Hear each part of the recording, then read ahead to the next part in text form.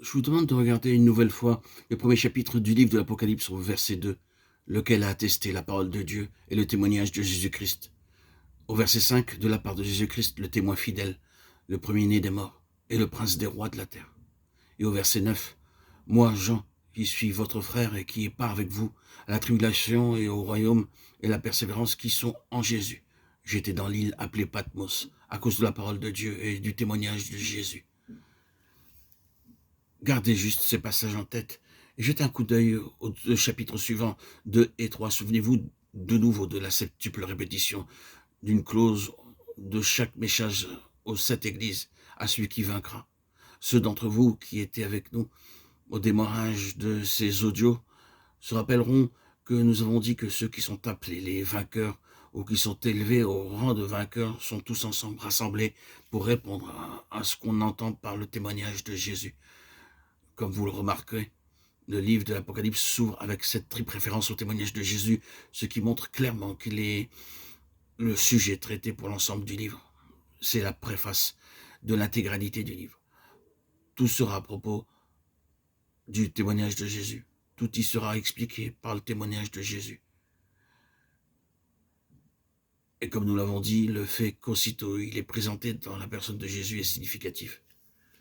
L'étape suivante est de traiter des églises ou de l'église dans sa globalité, de manière représentative, en relation avec ce témoignage, le témoignage de Jésus. Ainsi, revenons sur ce point que le Seigneur est toujours en quête jusqu'à la fin de la dispensation, et ces lettres aux églises conduisent vraiment à la fin de la dispensation, car je pense qu'il n'y a aucun doute là-dessus. Le message est: voici, je viens bientôt, c'est la fin. Apocalypse 22, 7 et 12. Si elle représente la recherche du Seigneur jusqu'à la fin de la dispensation, ces exhortations à vaincre adressées aux croyants dans les églises ou dans l'église signifient que de telles personnes sont celles qui incarneront le témoignage de Jésus d'une manière totale et irréprochable.